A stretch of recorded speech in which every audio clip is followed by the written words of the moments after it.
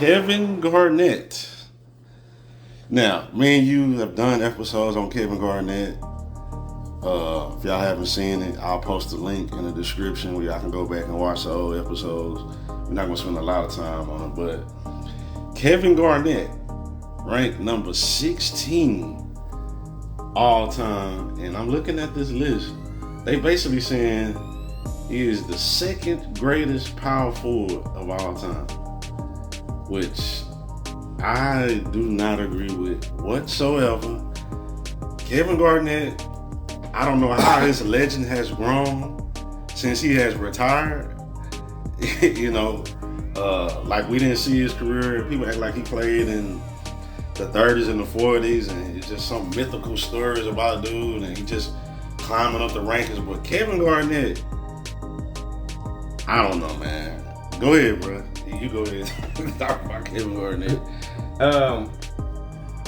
Like you said, we've spoken about Kevin Garnett a few times, or a couple times at least.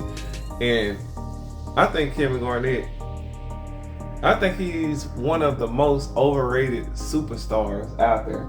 And this is not me saying that he's not a superstar, because he is, but overrated though. If it was like highly overrated. If it was levels to a superstar, if it was actual levels that you can actually like visually see, I would have him at the bottom of the Hall of Fame tier. Because I just never seen a guy who literally, when it became crunch time, had no significance to the play. It was like, go set a pick, go crash the boards. Nothing wrong with that. But typically when you have your superstar, he's involved in the play and you want him to have the ball. And I can't think of any time that Kevin Garnett, where it was like, call the play for Kevin Garnett.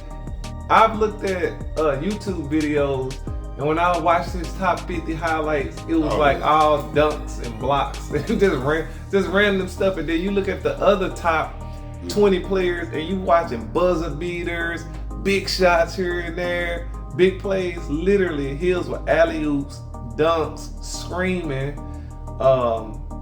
block shots, and stuff of that nature. And I just don't see that as being a worthy candidate for a top 20 player all time. And I'm looking at it now, they got him the number 2 power forward behind Tim Duncan.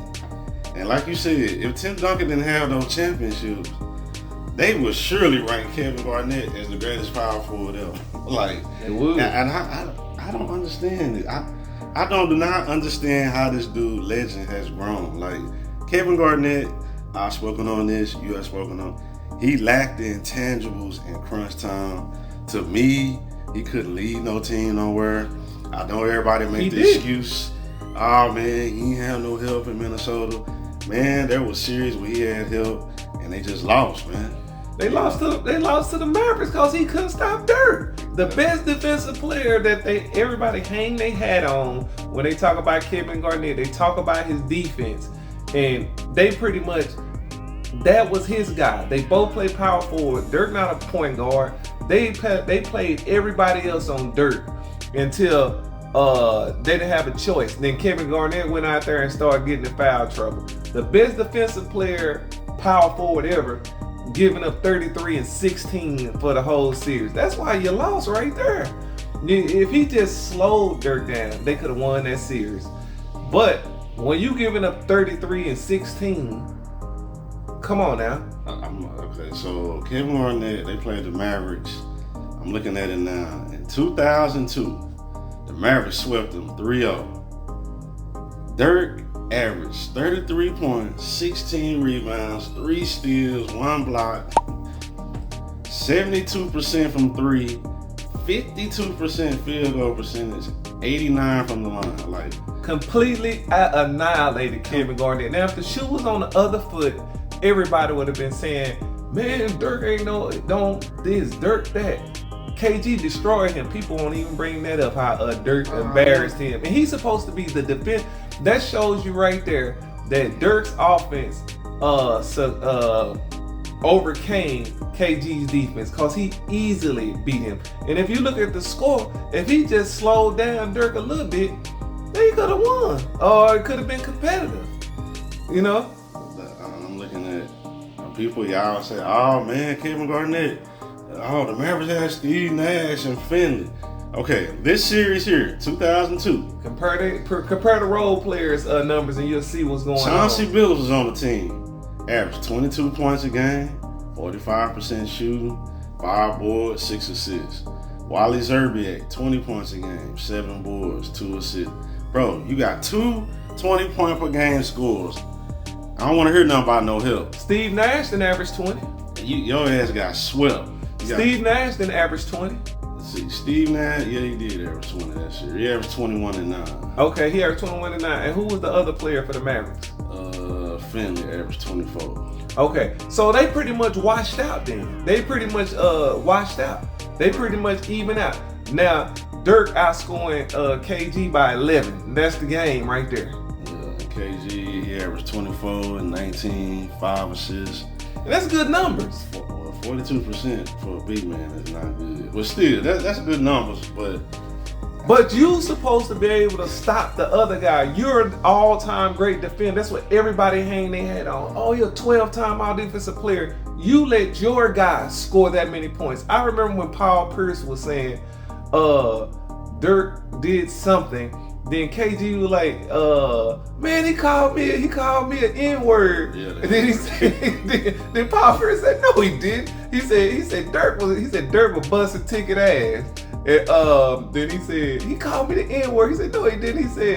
He said it in German. And then Paul Pierce said, man, ticket tripping. Take it to the basket.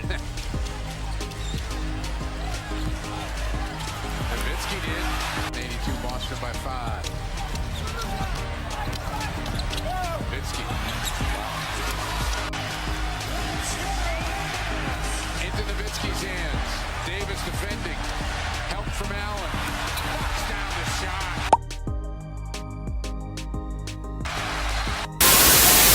But the point is that the number one thing everybody hanging their hat on with KG is his defense. And it did nothing. Dirk, I'm looking at it now. Dirk in the regular season averaged 23 points a game. He went up 10 points in that series to 33. Nah, bro, you got cooked, bro. And that's the reason they lost. That's a deciding factor in the series. And then I got that series. I might do a video on it, but a lot of times Kevin Garnett, they had Sam Mitchell guarding Dirk. Nesterow, they had everybody in the beginning. They was trying to, and then Dirk was just annihilated. And then they put him on there, and then they said we got to get KG off him because KG fouled. He getting too many fouls. But it's the same thing when he was in Boston. He was a role player. I know everybody, they hear Kevin Garnett's name and they don't like to say, oh, he's a role player because he's a superstar. But he was the ultimate glue guy. He was the guy who got the team hyped up. He was the best defender on the team. He was slapping the glass, hitting the floor with his head. You know, and that's what I think a lot of people like him. Do all that hooping and hollering and yeah, my end. Yeah, my dog and all he that. dunk, he's screaming, he cussing people out. You know, he doing it all the right thing. But you know what? You get your tall ass out there and sit there, pick and let Paul Pierce shoot that jumper. Right. And when Ray Allen shoot that 3, you go crash that glass. That's what you do. Don't you worry about getting the ball in the last 2 minutes of the game or when we need a big shot. You go hit that board and tip it out, and hopefully somebody else can get it. In Minnesota, here's Sam Cassell, take the shot. Like I'm looking at this list, they got him ranked ahead of Dr. J. No. Kevin Garnett, no. Ranked ahead of Karl Malone. Not to me. No. I got Charles Barkley ahead of him. Me personally, I think a lot of people just underrate Charles Barkley. But that's the thing. When you don't win, right? But when we talking about an individual talent, and I ain't talking about when he in practice. Everybody saying he can dribble and shoot. I didn't see none of that shit in the game. Now I didn't see no 3-point shooting like that. He could shoot threes. I didn't see it in the game. I didn't see the ball handling in the game like that. I seen Charles Barkley going coast to coast behind his back in the 80s. You know, I didn't see anything special during the game. I'm not saying Kevin Garnett couldn't do the stuff that people say he could do, But I watched a lot of Kevin Garnett, and he did not do that stuff in the game. And he was never, when I think of a superstar, I need to be able to get the guy the ball when I need a bucket. I need to be able to say, here, get out the way, stop the bleed, stop the run, we need a shot. And Kevin Garnett was never that guy. And for you to be a top 20 guy ever, I need to be able to get, even the big men, the centers and stuff, people think, nah, you gave Shaq the ball at the end of the game if you needed to. And let him make play. You gave Elijah One the ball at the end of the game if you needed to. You know, yeah, Charles Barkley hit shots at the end of the game. Charles Barkley, look, he didn't win no championship, but he led his team to the finals, to deep playoff runs. He had great playoff games and stuff like that.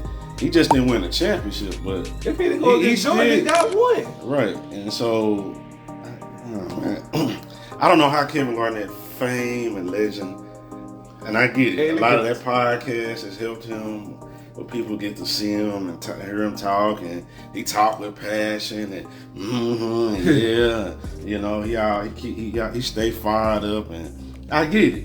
He the hood nigga hooper. I get it. He's a hood nigga. You know what I'm saying? Hood dudes love him, but Kevin Garnett, no, he lacked the intangibles to me to lead a team. I said, and I'm always saying, Kevin Garnett could not lead a pack of homeless people. Could not lead a pack of homeless people to the McDonald's. He was not a leader like that. Dog. And they consider leading as the guy who making the most noise. Right. You know what I mean? Just a lot of rah-rah cheerleader stuff. And he did that. But far as him doing the stuff that the other greats done, hitting big shots, making big plays, that wasn't him. No. As I've told you many times, and people might be an unpopular opinion, his game is closer, and his clutch bit is closer to Chris Webber than it is to Dirk. Like, but again, Chris Webber never won anything. If Chris Webber won a championship, they will boost him up another 20 spots if he just won one. You know, Kevin Garnett is the only player I think that could have not won a championship and it wouldn't have impacted his legacy.